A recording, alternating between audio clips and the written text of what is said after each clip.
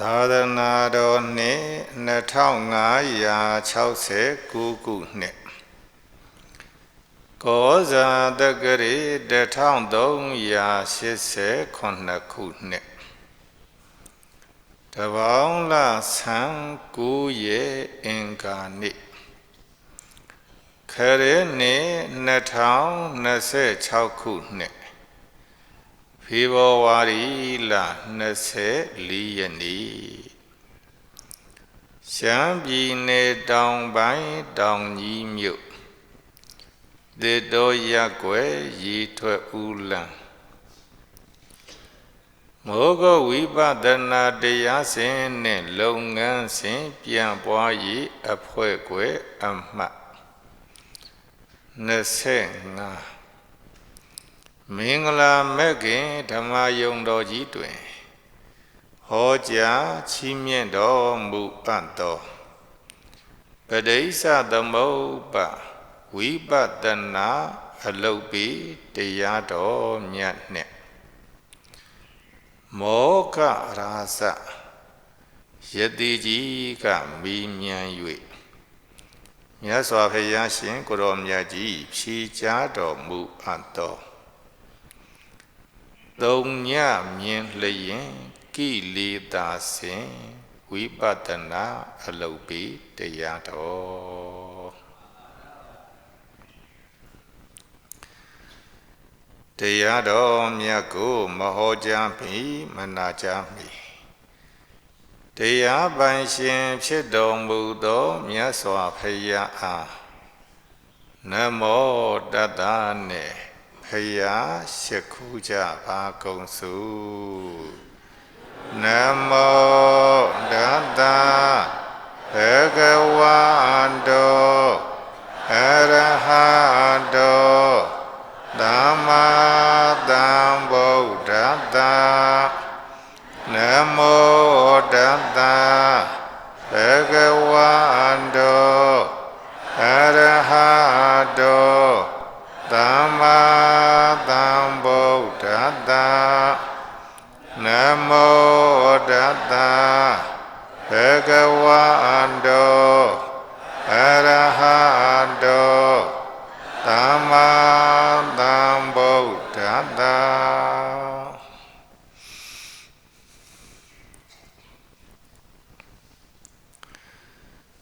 ဒယံဗုဒ္ဓသံဘောဓိတိဓမ္မိပိဓမ္မတတ္တိယောအဟောနောတတ္တသုဒ္ဓတံအဟောနောဓမ္မစိန္ဒနံ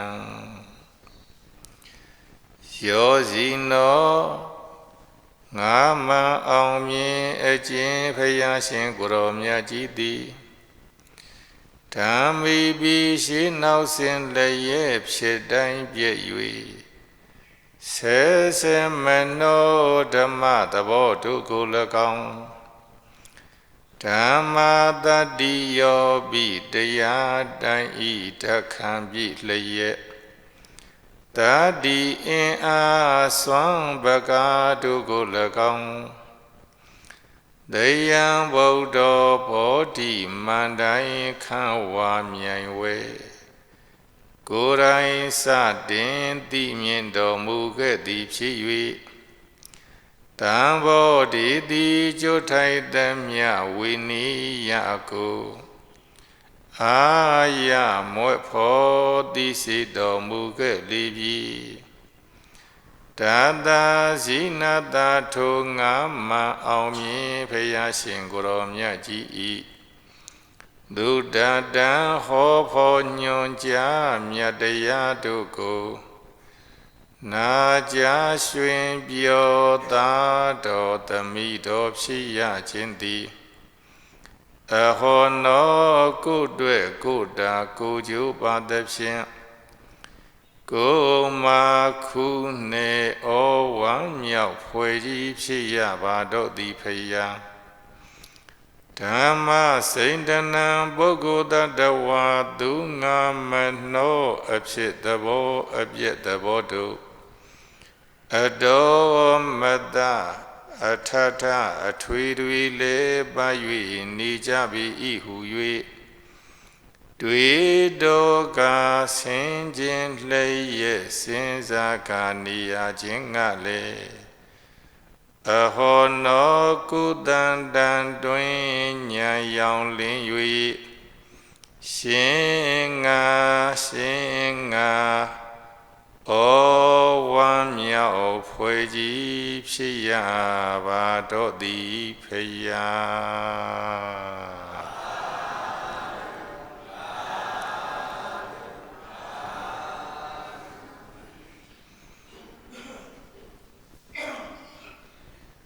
ယောဂီအပေါင်းတော်ကောင်းတို့ဒီကနေ့ပဋိစ္စသမုပ္ပါတရားတော်မြတ်ကိုဟောကြားတဲ့အခါမှာအစသုံးပါးအစရှိသည်တို့ဖြင့်ပဋိစ္စသမုပ္ပါတရားလေပတ်ပုံနှင့်ပဋိစ္စသမုပ္ပါတရားဖြတ်ပုံတို့ကိုဟောကြားပြီးတော့မှာဖြစ်ပါလေကဲယောဂီအပေါင်းတော်ကောင်းတို့အားလုံးလိုက်ဆိုကြရအောင်အစသုံးပါးဆိုသည်မှာသင်္ခါရနှင့်ဝိညာဏတစ္ဆာဝေဒနာနှင့်တဏှာတစ္ဆာကမ္မဘဝနှင့်သာတိတစ္ဆာအစသုံးပါးဆိုသည်မှာသင်္ခါရနှင့်ဝိညာဏတစ္ဆာဝေဒနာနှင့်တဏှာတစ္ဆာကမ္မဘဝနှင့်သာတိတစ္ဆာကဲယောဂီပေါင်းတော်ကောင်းတို့ဒီတစ်ခါခွက်နဲ့ပြမယ်နော်ခွက်ကူကြည့်ထားယောဂီတို့မြင်ရလားဤကဲလိုက်ဆိုမယ်သုံးပါးအစဆိုသည်မှာသင်္ခါရနှင့်ဝိညာဏတစ္ဆာဝေဒနာနှင့်တဏှာတစ္ဆာကမ္မဘဝနှင့်သာတိတစ္ဆာသုံးပါးအစဆိုသည်မှာသင်္ခါရနှင့်ဝိညာဏတစ္ဆာဝေဒနာနှင့်တဏှာတစ္ဆာကမ္မဘဝနှင့်သာတိတစ္ဆာကဲယောဂီပေါင်းတော်ကောင်းတို့အစသုံးပါးနဲ့ကိုတန်တရားမလဲရဘူးလားဤအဝိဇ္ဇာနဲ့တဏှာတို့ကြောင့်တန်တရားလေကြရတဲ့အခါမှာဖြင့်အစသုံးပါးတို့ဖြင့်လေတန်တရားလေကြရတယ်အစသုံးပါးတို့ဖြင့်တန်တရားလေပုံလေနီးကနံပါတ်1သင်္ခါရနဲ့ဝိညာဉ်နဲ့တစ္ဆာပြောပါနဲ့ပါတစ္ဆာလေသင်္ခါရနဲ့ဝိညာဉ်တစ္ဆာဆိုတာကယောဂီအပေါင်းတော်ကောင်းတို့လွန်လီပြီးသောအတိတ်ကာလတုန်းကပြုလုပ်ခဲ့တဲ့ကုသိုလ်ကံအကုသိုလ်ကံတို့ကိုသင်္ခါရလို့ခေါ်ရတယ်လွန်လီပြီးသောအတိတ်ကာလတုန်းကပြုလုပ်ခဲ့တဲ့ကုသိုလ်ကံတရားအကုသိုလ်ကံတရားတို့သည်လွန်လီပြီးသောအတိတ်ကာလမှာပဲဖြစ်ပြီးတော့သူပြတ်သွားတယ်ပြည့်ပင်ပညာတော်လေတဲ့ကုသိုလ်ကံကလည်း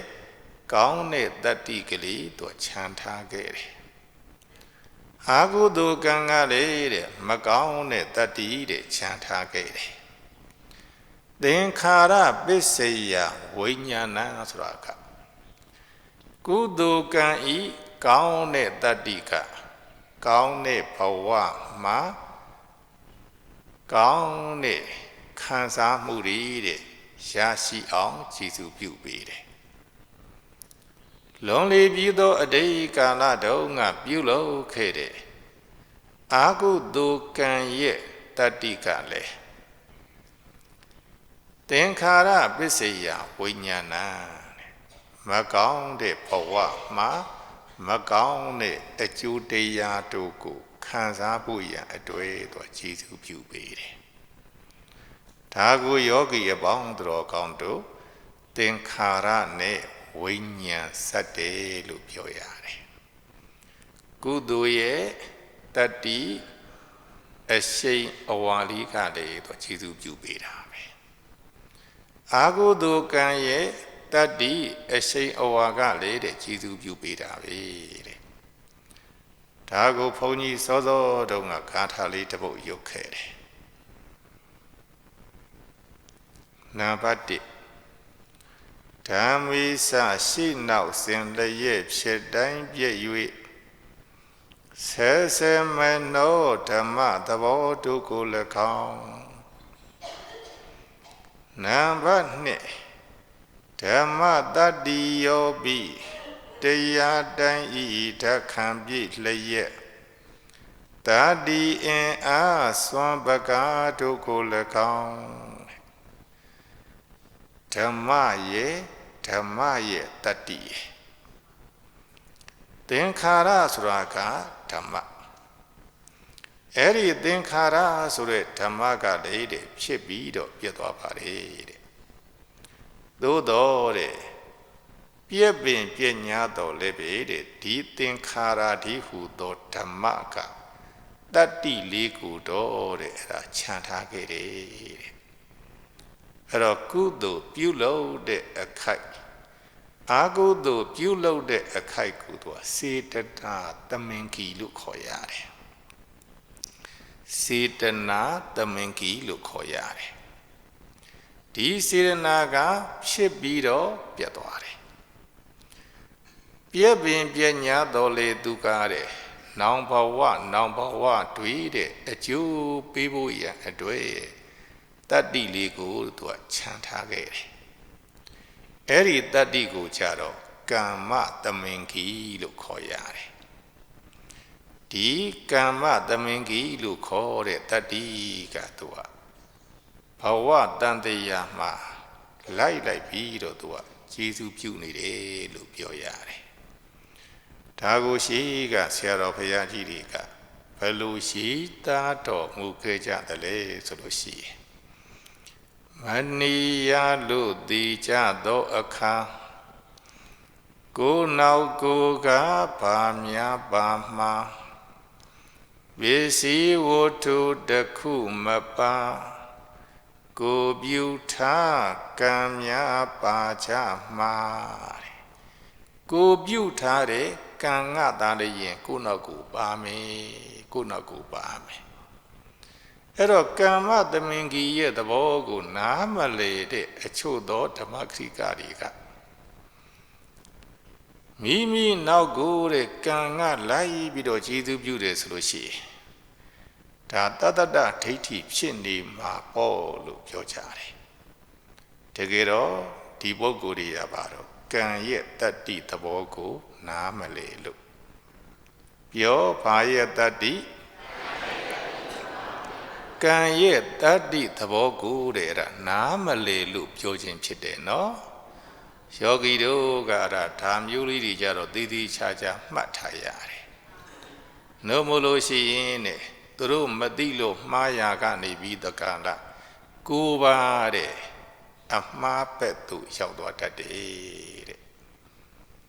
မနီယလို့တည်ကြသောအခါကိုနောက်ကိုကဘာများပါမှာပစ္စည်းဝတ္ထုတစ်ခုမပါကိုပြုထားကံများပါကြမှာ ကမ္မသမင်ကြီးအဖြစ်နဲ့လိုက်ပြီးတော့သူကျေစုပြုနေတာအဲ့ဒီကမ္မသမင်ကြီးဖြစ်နဲ့လိုက်ပြီးတော့ကျေစုပြုတာကိုပဲဝါဒနာလို့လည်းပြောလို့ရတယ်ဇေယိလို့လည်းပြောလို့ရတယ်အနုတယရဲ့လို့လည်းပြောလို့ရတယ်တတ္တိလို့လည်းပြောလို့ရတယ်ဒါကိုယောဂီပေါင်းတော်ကောင်းတို့သင်္ခါရနဲ့ဝိညာဉ်နဲ့စက်တယ်လို့ပြောတာဘာနဲ့စက်တာလဲဤကဲလိုက်ဆိုကုသိုလ်တတ္တိစွမ်းအားရှိပိတိအကျိုးမှာလွန်ချမ်းသာအာကုသိုလ်တတ္တိစွမ်းအားရှိပိတိအကျိုးမှာဒုက္ခတာကဲတခါယောဂီပေါင်းတော်ကောင်းတို့တဲ့ဒုတိယအစဝေဒနာနဲ့တဏှာတစတဲ့ပြောဘာနဲ့ဘာတစလဲဝေဒနာနဲ့တဏှာနဲ့စပ်ပုံနဲ့ရှင်းပြမယ်အဲ့တော့ဝေဒနာဆိုတာကဝေဒနာခန္ဓာပြောဘာခန္ဓာပါလဲဝေဒနာခန္ဓာဒီဝေဒနာခန္ဓာကလေသူကနန္တရားဝေဒနာခန္ဓာကလည်းဘာတရားလဲကဲဒါဖြစ်ရင်ဒီဝေဒနာခန္ဓာလို့ခေါ်တဲ့ခံစားမှုဝေဒနာတိမြဲတဲ့တရားလားမမြဲတဲ့တရားလားမမြဲတဲ့တရားဒါဆိုရင်ဝေဒနာတိလည်းပဲဖြစ်ပြီးရင်မပြတ်မှလားပြတ်မှလားဝေဒနာတိလည်းဖြစ်ပြီးရင်ပြတ်သွားတာပဲပြည့်ပင်ပြညာတော်လည်းပဲတဲ့ဝေဒနာရဲ့တတ္တိနော်ဝေဒနာရဲ့တတ္တိကတဲ့လုံးဝကြီးပြတ်သွားတာမဟုတ်ဘူးနော်ဝေဒနာရဲ့တတ္တိကတဏှာကိုဖြစ်အောင်တော့ခြေစုပြုတယ်ပြောဘာဖြစ်အောင်ခြေစုပြုလဲဝေဒနာရဲ့တတ္တိဆိုတာကအရဟတမေဉာဏ်နဲ့မဖြတ်မတောက်ရမချင်းတတ္တိဟာမပြတ်ဘူးဒါကြောင့်ဝေဒနာရဲ့တတ္တိကတဏှာဖြစ်အောင်တော့ခြေစုပြုပေးလိုက်တယ်တဏှာဖြစ်အောင်တဲ့ခြေစုပြုပေးလိုက်တယ်ဒီပဋိစ္စသမုပ္ပါဒတရားမှာကြတော့ဝေဒနာပစ္စယတဏှာပေါ့ဝေဒနာပစ္စယတဏှာဆိုတာကဝေဒနာနဲ့တဏှာနဲ့တစ်ဆက်သို့မဟုတ်ဝေဒနာရဲ့တတ္တိကြောင့်တဏှာဖြစ်တယ်ဝေဒနာကဘယ်နှမျိုးလဲဆိုလို့ရှိရင်တော့၃မျိုးရှိပါတယ်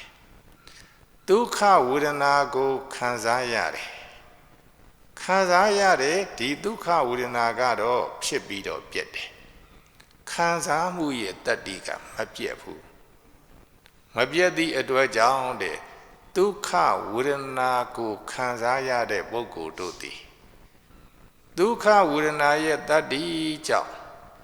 နောက်ထပ်ဓာမျိုးချမ်းသာမှုကိုတဲ့ခံစားခြင်းနဲ့ဒါဟာဒုက္ခဝေဒနာနဲ့တဏှာနဲ့စပ်ပေါ်ဒုက္ခဝေဒနာကိုခံစားရတယ်တဲ့ဒီဒုက္ခဝေဒနာကလည်းတဲ့မမြဲတဲ့အနိစ္စတရားဖြစ်သည့်အတွက်ကြောင့်ဖြစ်ပြီးလျင်ဖြစ်တာပါပဲပြည့်ပင်ပညာတော်လည်းပဲတဲ့ဒုက္ခဝေဒနာရဲ့တတ္တိက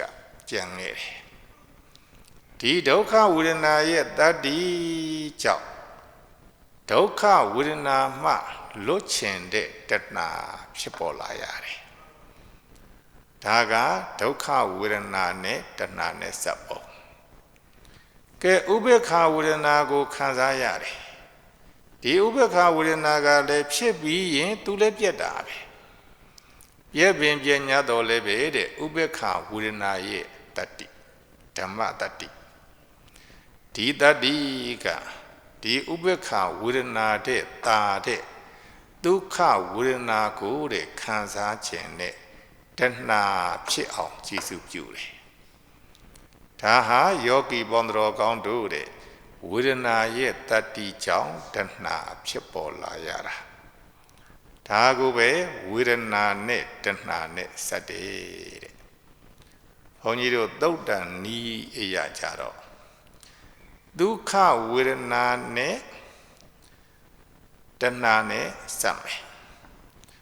ဒုက္ခဝေဒနာနဲ့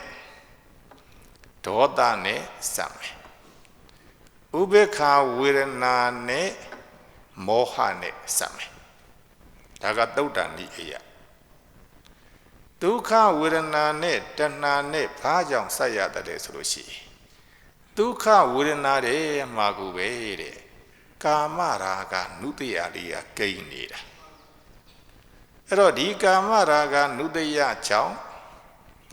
တဏှာတဲ့လိုချင်မှုတွေဖြစ်တယ်တဲ့ဒုက္ခဝေဒနာကိုခံစားရတယ်တဲ့ဒုက္ခဝေဒနာနဲ့ကြတော့သူကဒေါသသွားဆက်တယ်ဘာကြောင့်ဒုက္ခဝေဒနာနဲ့ဒေါသဆက်ရတယ်လဲဆိုလို့ရှိရင်ဒုက္ခဝေဒနာတွေမှာကိုပဲတဲ့ပဋိက္ခနုတ္တယသူကမကျေနပ်မှုလေးကကိန်းအောင်နေတာဒီမကျေနပ်မှုကနေမှတဆင်းနေသူကဝေဒနာပစ္စယဒေါသောဒုက္ခဝေဒနာနဲ့ဒေါသနဲ့သွားဆက်တယ်ဥပေက္ခဝေဒနာနဲ့မောဟနဲ့ဆက်တယ်ဘာကြောင့်ဥပေက္ခဝေဒနာနဲ့မောဟနဲ့ဆက်ရတယ်လဲဆိုလို့ရှိရင်ဒီဥပေက္ခဝေဒနာတွေမှာ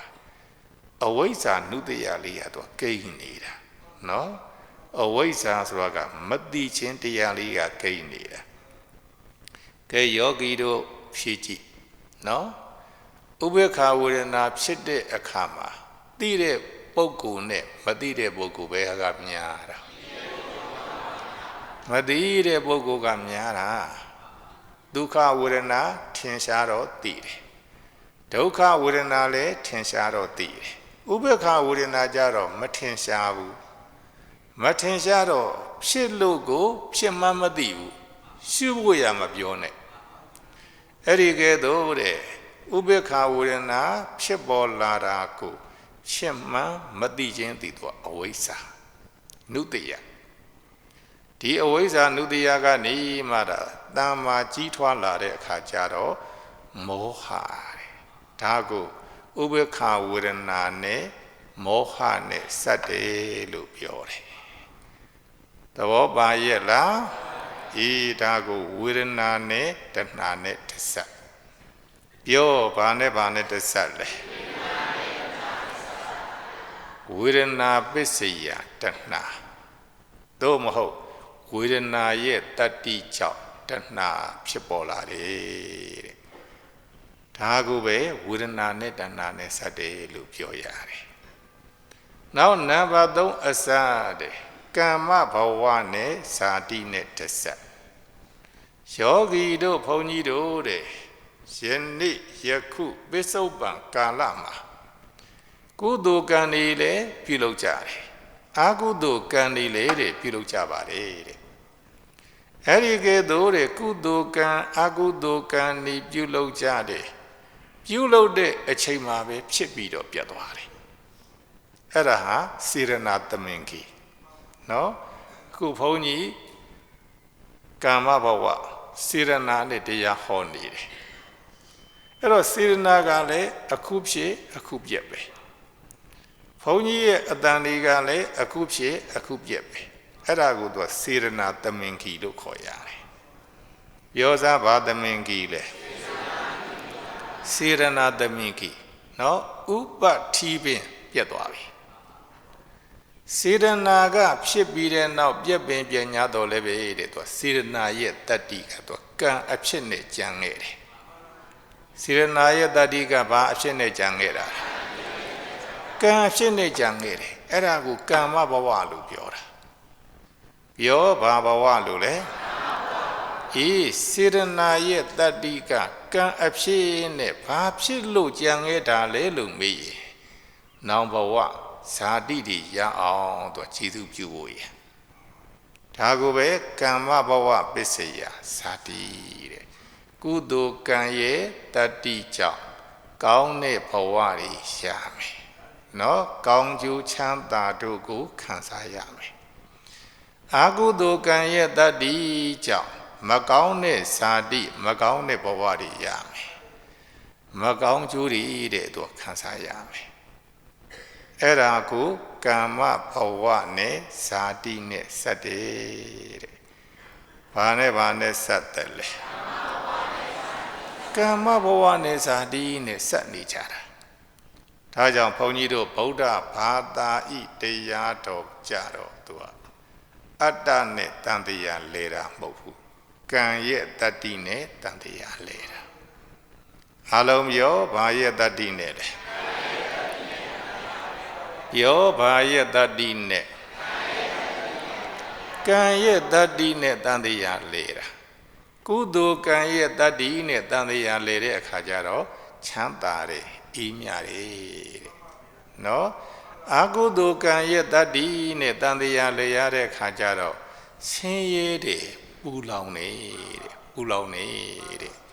ဒါကြောင့်ဘုန်းကြီးတို့ဓမ္မပဒမှာကြည်ပေါ့နော်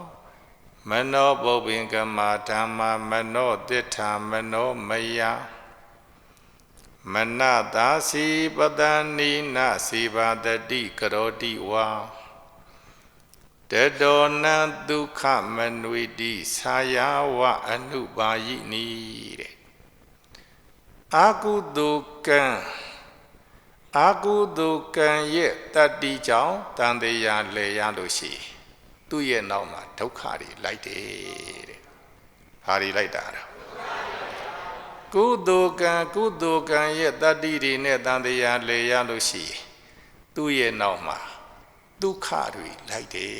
တဲ့ဒုက္ခတွေလိုက်တယ်။ဒါကြောင့်ဆင်းရဲခြင်းဆိုတာကအကုသိုလ်ကံရဲ့တတ္တိကြောင့်ဆင်းရဲရတာ။ချမ်းသာခြင်းဆိုတာကကုသိုလ်ကံရဲ့တတ္တိကြောင့်ချမ်းသာချရတာဒါကြောင့်ယောဂီပေါင်းတော်ကောင်းတို့တဲ့အကုသိုလ်ဆိုလို့ရှိရင်ကတော့တတ်နိုင်တယ်မြရှောင်ကျင်ရမယ်ကုသိုလ်ကံဆိုလို့ရှိရင်ကတော့မကြံရအောင်ကုသိုလ်မှန်တယ်မြကိုပြုလုပ်ရမယ်သဘောပါရဲ့လားအေးဒါလေးဒီကိုယောဂီတို့တတိထားရမယ်နော်ကံနဲ့ကံရဲ့တတ္တိပြောပါလိမ့်ဒါကူပဲဓမ္မနဲ့ဓမ္မရဲ့တတ္တိပြောပါလိမ့်ကဲယောဂီတို့ဘုန်းကြီးတို့ပြုလုပ်နေကြတာသည်တခြားလားဓမ္မသဘောတည်းလားဓမ္မသဘောတည်းစေရနာရီဟူသောဓမ္မကပြုလုပ်တယ်စေရနာရီဟူသောဓမ္မကပြုလုပ်တယ်လို့သိရင်တက္ကာယဒိဋ္ဌိစင်ကြယ်တယ်။ဟာဒိဋ္ဌိစင်ကြယ်ပါသလဲ။ကဲတခါယောဂီပေါင်းတော်ကောင်းတို့ဒီစေရနာသို့မဟုတ်ကံရဲ့အကျိုးတွေကိုခံစားရတယ်။ကံရဲ့အကျိုးတွေကိုခံစားရတဲ့အခါမှာလဲငါကခံစားရတာမဟုတ်ဘူး။ဝေဒနာရီဟူသောဓမ္မကခံစားရတယ်လို့သိရင်လေတက္ကာယဒိဋ္ဌိစင်ကြယ်တယ်။ဒါကြောင့်ပုဂ္ဂိုလ်တ attva ကကုသိုလ်ကံအကုသိုလ်ကံတို့ကိုပြုလုပ်တာမဟုတ်စေရနာရီဟူသောဓမ္မကပြုလုပ်တယ်။ကုသိုလ်ကံအကုသိုလ်ကံရဲ့အကျိုးကိုခံစားတဲ့အခါမှာလေငါသူတစ်ပါးယောက်ျားမိန်းမကခံစားတာမဟုတ်ဝေဒနာကခံစားတယ်ဒါဆိုရင်ယောဂီပေါင်းတော်ကောင်းတို့တက္ကာယဒိဋ္ဌိစင်တယ်ပြုလုပ်တဲ့အထက်မှာလည်းငါမပါဘူးခံစားတဲ့အထက်မှာလည်းငါမပါဘူးပြုလုပ်တဲ့အထက်မှာလည်းအတ္တမပါဘူးခံစားတဲ့အထက်မှာလည်းအတ္တမပါဘူးဓမ္မသဘောတွေကပြုလုပ်ပြီးဓမ္မသဘောတွေကခံစားတယ်လို့သိရင်တက္ကာယဒိဋ္ဌိစင်ကြယ်တယ်အဲ့ဒီဓမ္မပါလေဓမ္မက2မျိုးရှိတယ်ကောင်းတဲ့ဓမ္မနဲ့မကောင်းတဲ့ဓမ္မပြောပါလိမ့်ဤဒါကိုပဲကုသိုလ်တရားနဲ့အကုသိုလ်တရားလို့ခေါ်တာပေါ့ ဒီကောင်းတဲ့ဓမ္မမကောင်းတဲ့ဓမ္မတွေကလည်းဖြစ်ပြီးရင်မပြတ်မှလားပြတ်မှလားဖြစ်ပြီးရင်ပြတ်ပါလားလို့သိသည့်အတွက်ကြောင့်ခိုင်နေမြဲတယ်လို့ထင်တဲ့တတ္တဒဒိဋ္ဌိစင်ကြယ်သွားတယ်ကဲဒီကောင်းတဲ့ဓမ္မမကောင်းတဲ့ဓမ္မတွေတဲ့ဖြစ်ပြီးပြည့်ပင်ပြညာတော်လည်းပဲတဲ့တတ္တိလေးတော့ခြံထားတယ်အဲ့ဒီတတ္တိကနောင်ဘဝဒီမှာကောင်းကျိုးချမ်းသာဒီကိုရအောင်ကျေးဇူးပြုမယ်ဒီလိုသိလို့ရှိရင်ဥစ္စေတာဒိဋ္ဌိစင်ကြယ်တယ်အလုံးပြောဗာဒိဋ္ဌိစင်ကြယ်တာဥစ္စေတာဒိဋ္ဌိစင်ကြယ်တယ်တဲ့ဒါကြောင့်ဖယားအဖြစ်သို့ရောက်တာတဲ့ယောဂီတို့ယောဇံဘာဖြစ်သို့ရောက်တာတော့ဒီဖယားအဖြစ်သို့ရောက်တယ်မြတ်စွာဘုရားဖြစ်တယ်ဆိုတာကနံပါတ်1ဓမ္မသဘောတွေကိုသိတယ်နံပါတ်2ဓမ္မရဲ့တတ္တိတွေကိုသိတယ်တဲ့ဒီနှစ်ခုကိုသိသွားသည့်အတွက်ကြောင့်တက္ကာယဒိဋ္ဌိတတ္တတာဒိဋ္ဌိဥစ္စေတဒိဋ္ဌိတွေစင်ကြယ်သွားတာရှင်းမလားဤကဲ့ဒါဖြစ်ရင်ယောဂီပေါင်းတော်ကောင်းတို့အားလုံးလိုက်ဆိုပါဦးသုံးပါးအစဆိုသည်မှာသင်္ခါရနှင့်ဝိညာဏတ္တဝေဒနာနှင့်ဒနာတ္တကာမဘဝနှင့်သာတိတ္တဒါကယောဂီပေါင်းတော်ကောင်းတို့သုံးပါးအစနဲ့တန်တရား၄ပုံကိုပြလိုက်ခြင်းပဲကဲဒီသုံးပါးအစကနေပြီးတက္ကလတန်တရားမှလွတ်ခြင်းနေဆိုလို့ရှိရင်ယောဂီပေါင်းတော်ကောင်းတို့ဝေဒနာနဲ့တဏှာချာမှာတဲ့သစ္စာသိတဲ့ဉာဏ်လေးသွင်းပေးရမယ်ပြောဘာနဲ့ဘာချာတော့ဝေဒနာနဲ့တဏှာချာမှာသစ္စာသိတဲ့ဉာဏ်တကယ်ကြတော့တဲ့ဝေဒနာမှန်သမျှကိုအနိစ္စဒုက္ခသစ္စာရဲ့လို့မြင်အောင်ကြည့်ပေးရမယ်ဝေဒနာမှန်သမျှကိုအနိစ္စဒုက္ခသစ္စာရဲ့လို့မြင်အောင်ကြည့်နိုင်လို့ရှိရင်ဒီပုဂ္ဂိုလ်ရဲ့တဏ္ဍာမှာတဲ့ဝေဒနာဏိဒေါတာတဏှာဏိဒေါတော့ဖြစ်တယ်ဒါကြောင့်ယောဂီပေါင်းတော်ကောင်းတို့ဝေဒနာခံစားမှုသည်အနိစ္စဖြစ်ပြီးရင်ဖြစ်တယ်ဖြစ်ပြီးလျင်ပြည့်တဲ့သဘောကတော့သူ့သဘာဝအတိုင်းဖြစ်နေမှာပဲ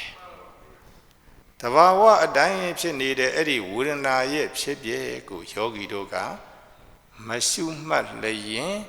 မကြည့်လျင်မသိဘူးအဲ့ဒီမသိခြင်းသိပင်လျင်အဝိဇ္ဇာပဲမသိခြင်းသိပင်လျင်ပါလေအဝိဇ္ဇာဝေဒနာကတော့သူ့သဘာဝအတိုင်းဖြစ်ပြီးရင်မပြတ်မှလားပြတ်မှလားဖြစ်တယ်ပြည့်တယ်မကြည့်တော့မသိဘူးအဝိဇ္ဇာဖြစ်တယ်အဝိဇ္ဇာတစ်ခါဖြစ်ရင်ပဋိစ္စသမုပ္ပါတန်တရားတစ်ခါလဲတာပဲဖြစ်တယ်ပြည့်တယ်မရှုမှတ်တော့မသိဘူးမသိတာကဘာတော့အဝိဇ္ဇာအဝိဇ္ဇာတစ်ခါဖြစ်လျင်ပဋိစ္စသမုပ္ပါတစ်ခါလဲတာပဲသဘောပါရဲ့လားအဝိဇ္ဇာတစ်ခါဖြစ်တိုင်းတစ်ခါဖြစ်တိုင်းပဋိစ္စသမုပ္ပါကတစ်ခါလေတော့တရက်ဘယ်နေမလဲနော်မနေဘူးအဲ့ဒီတတ္တိတွေကရဟတမညာမယမချင်းသူကပြနေမှာပဲကဲယောဂီပေါင်းတော်ကောင်းတို့တဲ့ဝေဒနာဖြစ်တယ်ပြက်တယ်ဩဒီဝေဒနာဟာအနိစ္စတရားပဲဝေဒနာဟာအနိစ္စတရားပဲလို့ဆင်ခြင်ရင်သမတနာညာဒီဝေဒနာဟာဖြစ်ပြီးတော့ပြက်တဲ့တရားပဲဖြစ်ပြက်ပဲသိဥဒိယဘယညာဒီဝေဒနာကိုကြည်ရင်ဖြစ်တာနဲ့ပြက်တာကိုကြည်ရင်နဲ့ နောက်ကြတော့ယောဂီပေါင်းတော်ကောင်းတို့အပြည့်ဒီကလည်းပဲသူကဉာဏ်နဲ့ကိုယ့်ရဲ့ဉာဏ်ကလည်းထက်မြက်လာတဲ့အခါကျတော့ပြက်တိုင်းသိနေတယ်အဲ့ဒါကိုတော့ဘင်္ဂဉာဏ်လို့ခေါ်ရတယ်ဘင်္ဂဉာဏ်ရတဲ့အခါကျတော့အဖြစ်ကမထင်ရှားတော့ဘူးတပြက်ထဲပြက်သွားတယ်တပြက်ထဲပြက်သွားတယ်အပြက်ဒီကြည့်ပဲမြင်တော့တယ်အဲ့ဒါကိုယောဂီပေါင်းတော်ကောင်းတို့သုံးညတစိုက်တယ်လို့ပြောရတယ်အားလုံးပြောပါစိုက်တာလေဒီသုံးညတစိုက်ရင်တဖြည်းဖြည်းနဲ့ဝိပဿနာဉာဏ်တွေကအားကောင်းလာသည့်အတွက်ကြောင့်ကိလေသာတွေလည်းစင်ကြယ်ပါတယ်တဲ့ဘာတွေလဲစင်ကြယ်ပါသလဲဤဒါကြောင့်မြတ်စွာဘုရားရှင်ကိုရောမြတ်ကြီးကသုံးညတစိုက်အောင်ရှုထားကြတဲ့ညမလို့တော့အပြည့်မြင်အောင်ကြည့်ထားကြတဲ့ပြောပါမြင်အောင်ကြည့်ထားကြလားဤဒါကိုဘုန်းကြီးကဇလန်းလေးနဲ့ယောဂီတို့စိတ်ဝင်စားအောင်နားလည်အောင်ဟောပေးပါမယ်မြတ်စွာဘုရားရှင်ကိုရောမြတ်ကြီးနှင့်တကွတန်ဃာတော်အရှင်မြတ်များရာဇဂျိုမြို့ဤအနီးတဲ့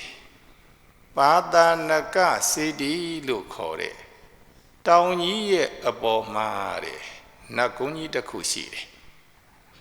ရှင်ပြင်းကြီးကလေးတဲ့ပရိသတ်ထောင်ပေါင်းတောင်းပေါင်းများစွာတဲ့အဲ့ဒါဆန့်နေ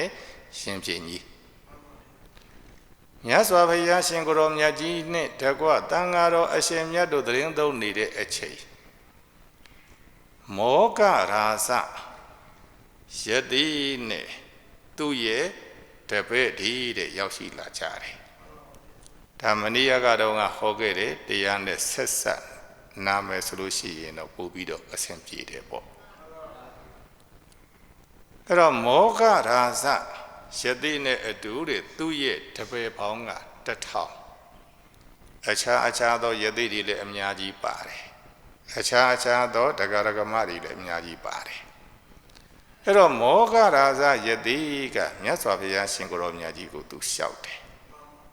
အရှင်ဂေါတမဘုရားတဲ့တပည့်တော်တဲ့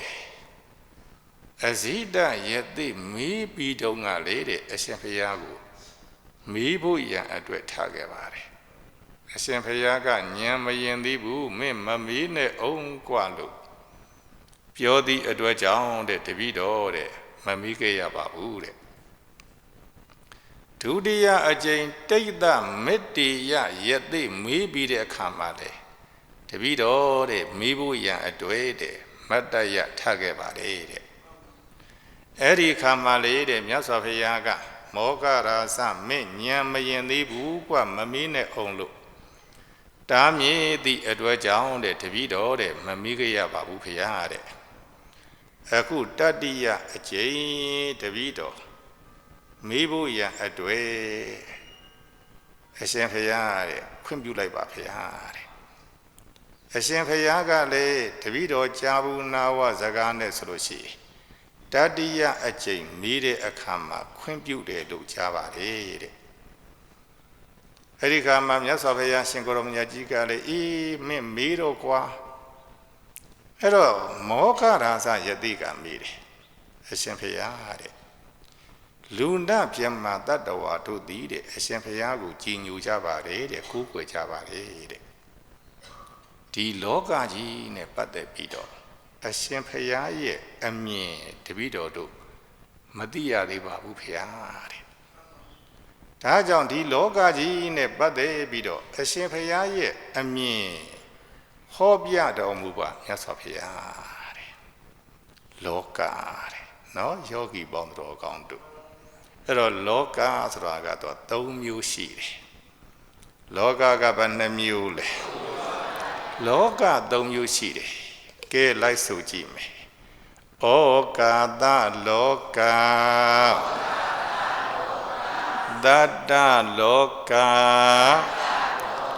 သင်္ခါရလောကလောကဘယ်နှမျိုးလဲ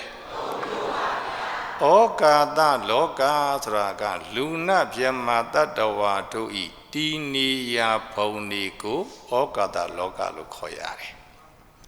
တတ္တလောကဆိုတာကလူနာပြမတတ္တဝါတို့ကိုတတ္တလောကလို့ခေါ်ရတယ်သင်္ခါရလောကဆိုတာကတော့ခန္ဓာ၅ပါးတို့ကိုသင်္ခါရလောကလို့ခေါ်ပါတယ်အဲ့တော့လောကဘယ်နှပါးလဲ၃ပါးဒီလောကနဲ့ပတ်သက်ပြီးတော့တဲ့အရှင်ဘုရားရဲ့အမြင်လေးကိုတဲ့တပည့်တော်တို့ဟာတဏှာသောအဖြစ်ဟောကြားပေးပါမြတ်စွာဘုရားတဲ့အဲ့ဒီခါမှာမြတ်စွာဘုရားရှင်ကိုယ်တော်မြတ်ကြီးကသုံးညတော်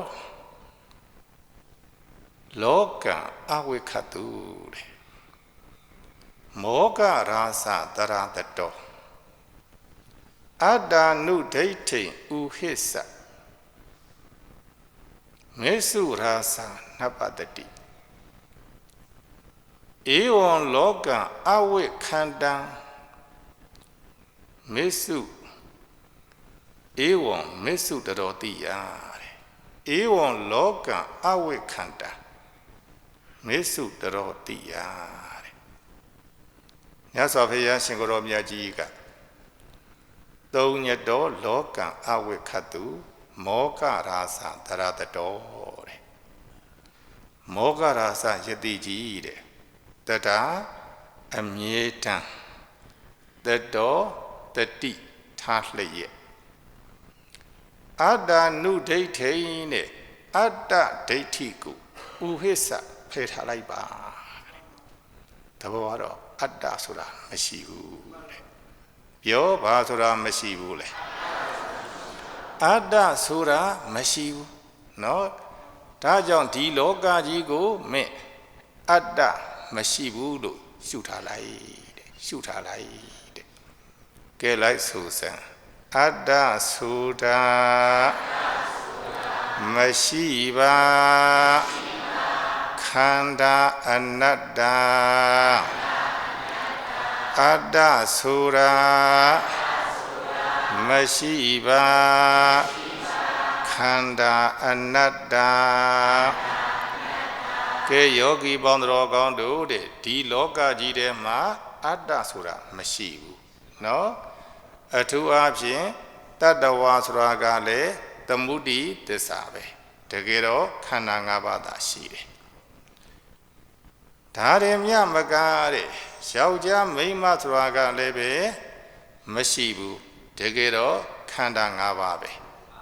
အဲ့ဒီခန္ဓာ၅ပါးကိုဘာကြောင့်လောကလို့ခေါ်ရတယ်လဲဖြစ်ပြီးလျင်ပြတ်သွားလို့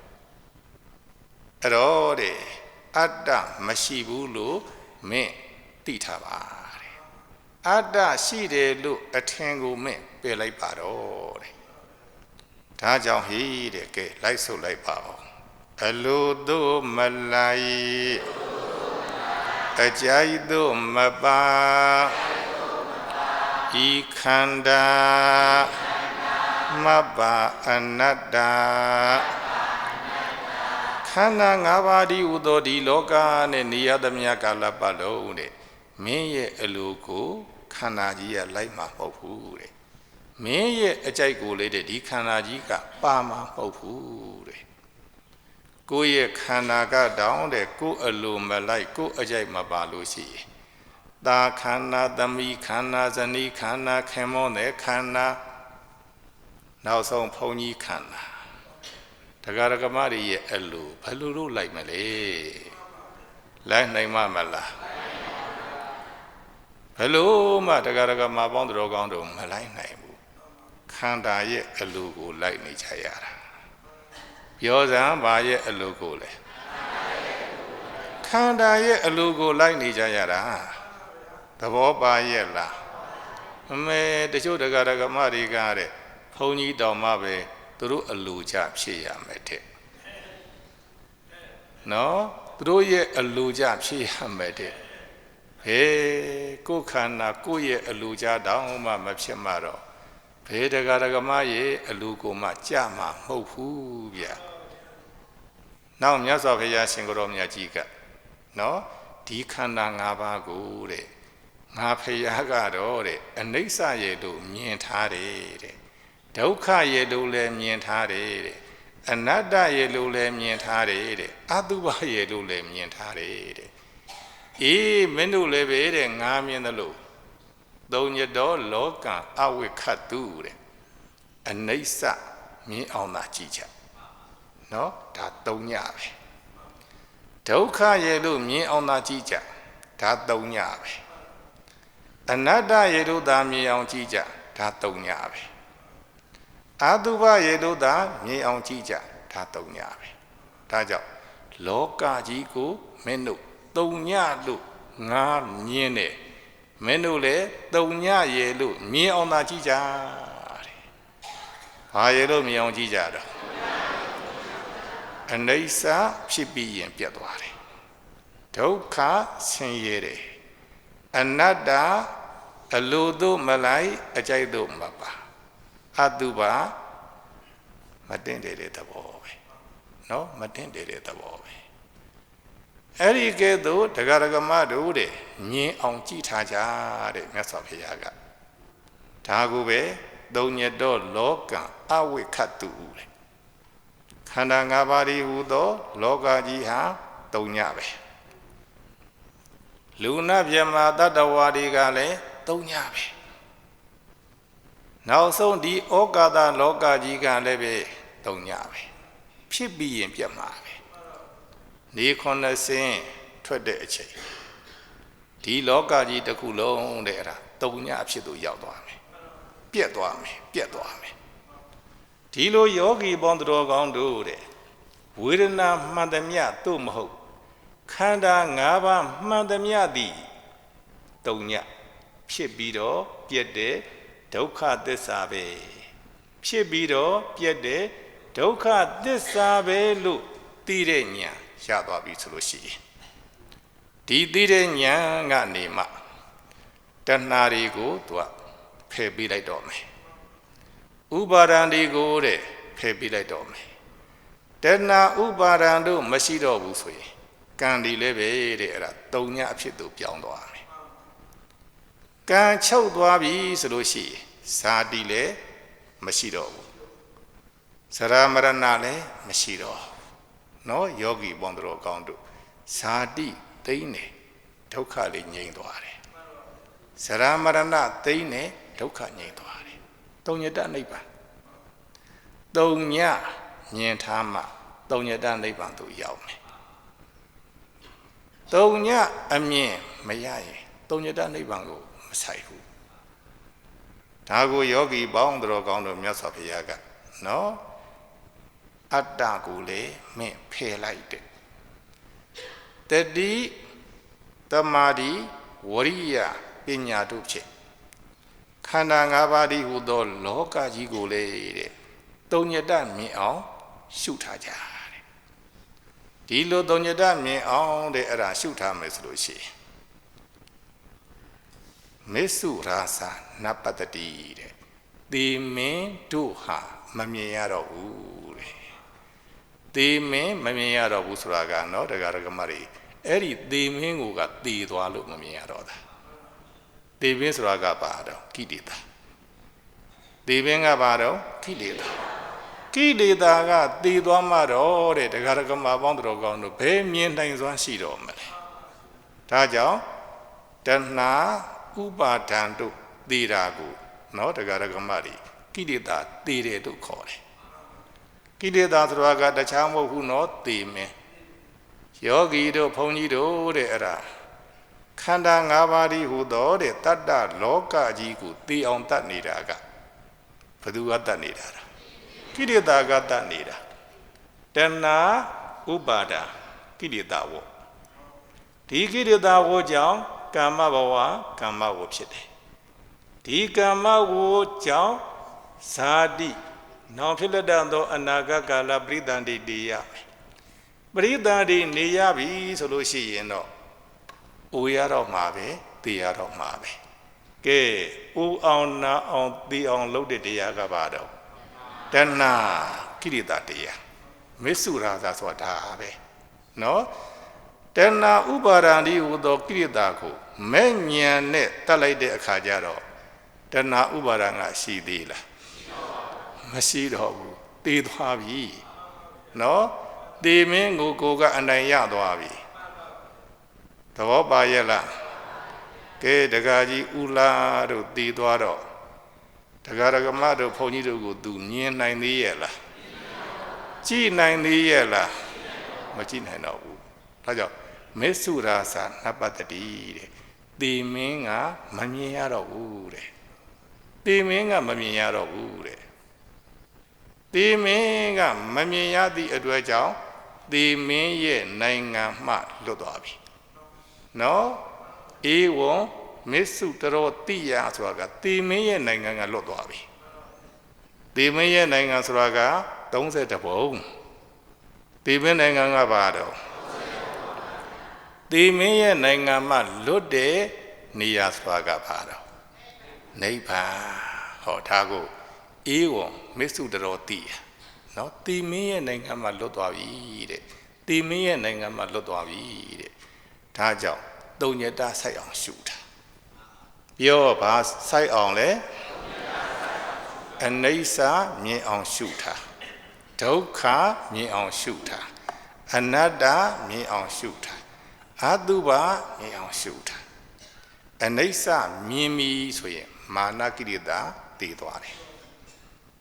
ဒုက္ခမြင်ပြီဆိုရင်တဏှာကိရိတာတည်သွားတယ်အနတ္တမြင်ပြီဆိုလို့ရှိရင်ဒိဋ္ဌိကိရိတာတည်သွားတယ်အတုပမြင်ပြီဆိုရင်ရာဂကိရိတာတည်သွားတယ်ဘာတွေတည်သွားပြီတော့ကိရိတာတွေတည်သွားတယ်ပြောစမ်းပါလိမ့်ကိရိတာဆိုတာကတခြားလားသေမင်းလားသေမင်းမှမရှိရင်ဒကာဒကမတွေတဲ့တတ်လို့ဖေရတော့မလဲဒါကိုယောဂီပေါင်းတော်ကောင်းတို့တဲ့မြတ်စွာဘုရားရှင်ကိုယ်တော်မြတ်ကြီးကဟောဒီလောကနဲ့ပတ်သက်တဲ့ငါအမြင်ကတော့ငါတုံညလို့မြင်ထားတယ်တဲ့ဘာလို့မြင်ထားတယ်လဲတုံညရေလို့မြင်ထားသည့်အတွက်ကြောင့်ငါသည်သေမင်းရဲ့နိုင်ငံမှလွတ်မြောက်သွားတယ်ငါသေမင်းရဲ့နိုင်ငံမှလွတ်မြောက်သွားတဲ့ကဲ့သို့တဲ့မင်းတို့လည်းပဲတဲ့သေမင်းရဲ့နိုင်ငံမှလွတ်မြောက်ခြင်းနဲ့ဆိုလို့ရှိရင်တုံညတစိုက်အောင်သာရှုထားတဲ့ပြောဘာစိုက်အောင်ရှုထားတယ်ကဲဒါဖြစ်ရင်ယောဂီပေါင်းတော်ကောင်းတို့ခန္ဓာ၅ပါးဖြစ်ပြက်ကဘာသစ္စာတော့သိတဲ့ဉာဏ်ကဘာသစ္စာသေရာကဘာသစ္စာနောင်ခန္ဓာမလာရာကဘာသစ္စာဒါကြောင့်ယောဂီပေါင်းတော်ကောင်းတို့နော်သုံးညတ်တော့လောကအဝိခတုတဲ့အတ္တကိုပယ်ပြီးတတိတရားလက်ကင်ထားလျက်ခန္ဓာ၅ပါးတည်းဟူသောလောကကြီးကိုဖြစ်ပြီးပြည့်တဲ့သုံးညတသဘောပဲလို့မြင်အောင်ရှုထားကြပါလို့တိုက်တွန်းရင်ကဲသာဓုခေါ်တော်ကြစို့